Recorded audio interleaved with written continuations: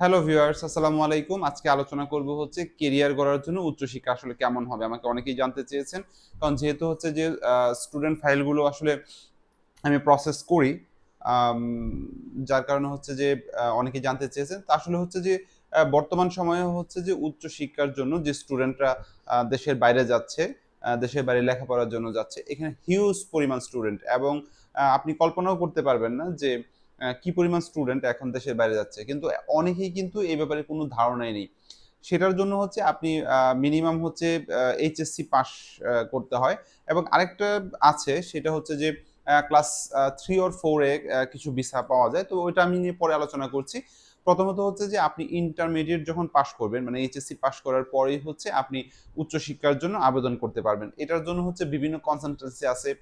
তারপর হচ্ছে বিভিন্ন এজেন্সি আছে তাদের মাধ্যমে অনেকেই যেতে পারে আবার অনেকেই হচ্ছে নিজে নিজে ইন্টারনেটে অ্যাপ্লাই করে তারপর হচ্ছে তারা এই প্রসেসটা করতে পারে। কেউ জাপানে যাচ্ছে, কেউ চীনে যাচ্ছে, কেউ ইউরোপের যে কান্ট্রিগুলো আছে স্পেশালি হচ্ছে ফিনল্যান্ডে আমি যেটা দেখেছি ফিনল্যান্ড যায়, ইউকে, অস্ট্রেলিয়া, কানাডা, নিউজিল্যান্ড যাচ্ছে।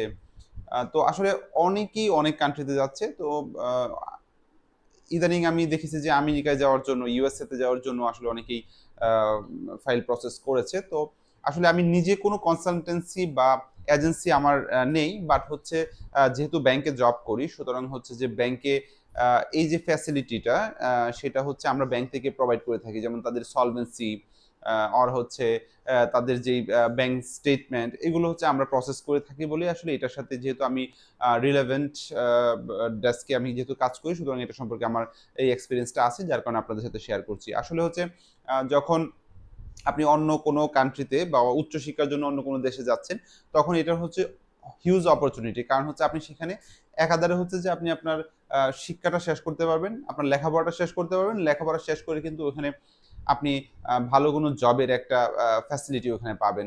ইভেন তাই না, আপনি এখন এখন যেটা করছে মেক্সিমামই হচ্ছে যে আম তাদের স্পাউসকে নিয়ে মানে তাদের ওয়াইফ অর হাসব্যান্ডকে নিয়ে তারা কিন্তু দেশের বাইরে যাচ্ছে। তাতে হচ্ছে কি যে ওয়ার্ক পারমিট যে ওয়াইফ অর হাসব্যান্ড তারা যাদেরকে নিয়ে যাচ্ছে বা ফ্যামিলিকে নিয়ে যাচ্ছে, ফ্যামিলির সবাই কিন্তু ওয়ার্ক পারমিট থাকে।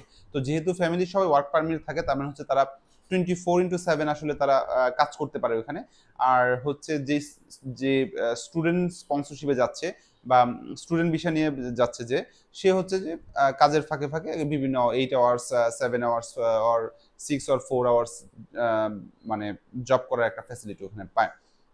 তো সেক্ষেত্রে হচ্ছে যে যদি ফ্যামিলি মানে ফুল ফ্যামিলি যেতে পারলে একটা সুবিধা হচ্ছে যে সে যে লেখাপড়া করছে সে লেখাপড়া করবে আর অন্যজন হচ্ছে যে ফুল এখানে জব মানে কাজ করার ওয়ার্ক পারমিট এখানে পেয়ে যায়।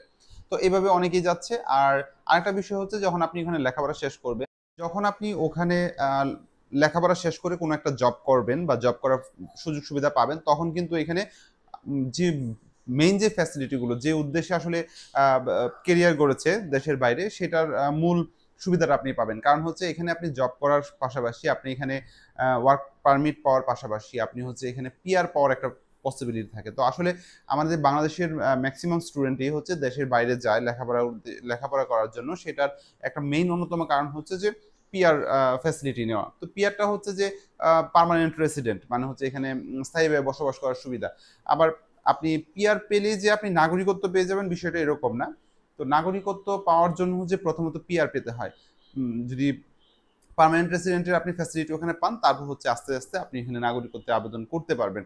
আর এখন ম্যাক্সিমাম স্টুডেন্টরা যেটা করে যে যারা ইন্টারমিডিয়েট পাস আছে বা honours first year, second year, third ইয়ারে যারা পড়ে তারা হচ্ছে আবার এখানে গ্রাজুয়েশনের জন্য এখানে অ্যাপ্লাই করে থাকে। আর যারা হচ্ছে যে অনার্স কমপ্লিট থাকে বা মাস্টার্স কমপ্লিট থাকে, অনার্স যারা কমপ্লিট থাকে গ্রাজুয়েশন কমপ্লিট থাকে তারা হচ্ছে পোস্ট গ্রাজুয়েশনের জন্য মানে মাস্টার্সের জন্য এখানে অ্যাপ্লাই করে থাকে। আবার যারা মাস্টার্স কমপ্লিট থাকে তারা হচ্ছে সেকেন্ড মাস্টার্স অর থার্ড মাস্টার্সের জন্য ওখানে অ্যাপ্লাই করে থাকে। কেউ এমবিএ এর জন্য যায়, কেউ আবার হচ্ছে আপনার ওখানে যেটাকে বলে হচ্ছে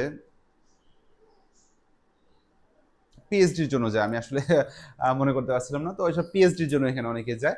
তো আমার রিসেন্টলি আমার একজন পরিচিত ভাই সেও হচ্ছে পিএইচডির জন্য শুধু চীনে যাচ্ছে।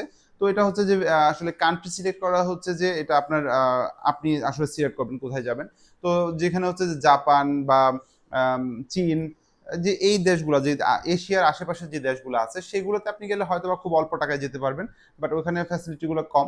আবার ইউরোপ কান্ট্রিতে গেলে হচ্ছে আপনি একটু বেশি লাগবে।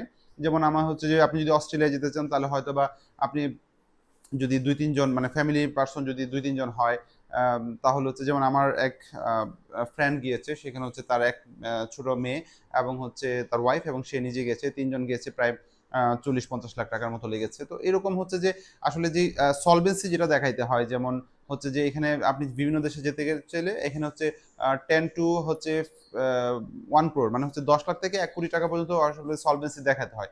সলভেন্সিটা হচ্ছে এটা হচ্ছে ব্যাংকই আসলে দেখিয়ে দেয়। এটা আপনাকে দেখাতে হয় না বা আপনার এই ঝামেলা যেতে হয় না। ব্যাংক আপনার এই সলভেন্সিটা দেখিয়ে দেয়। তো যাই হোক, আমি ব্যাংকের সলভেন্সির বিষয়ে আমি নেক্সট কোনো ভিডিওতে আমি আলোচনা করব। তো যদি যারা ইন্টারমিডিয়েট পাস আর হচ্ছে যারা অনার্স বা গ্র্যাজুয়েশন কমপ্লিট করেছেন বা পোস্ট গ্র্যাজুয়েশন কমপ্লিট করেছেন, যারা এখনো দেশের বাইরে যাওয়ার আসলে চিন্তা করছেন, তাহলে আমি মনে করি তাদের জন্য হচ্ছে একটা বেস্ট একটা সিদ্ধান্ত হবে যে কেরিয়ার গড়ার জন্য দেশের বাইরে কেরিয়ার করার জন্য, উচ্চশিক্ষার জন্য যে আপনি অফার লেটারটা পাবেন বা কোনো ইউনিভার্সিটি থেকে অফার লেটার কালেক্ট করে দেশের বাইরে যাওয়া হচ্ছে যে একটা বুদ্ধিমানের কাজ হবে আমি মনে করি। কারণ হচ্ছে এরকম প্রতিদিন বাংলাদেশ থেকে প্রচুর স্টুডেন্ট আসলে বাইরে উচ্চশিক্ষার জন্য যাচ্ছে এবং তারা ওইখানে গিয়ে ভালো জব করছে এবং ভালো জবের ফ্যাসিলিটি তারা পাচ্ছে এবং হচ্ছে পিআর পাচ্ছে।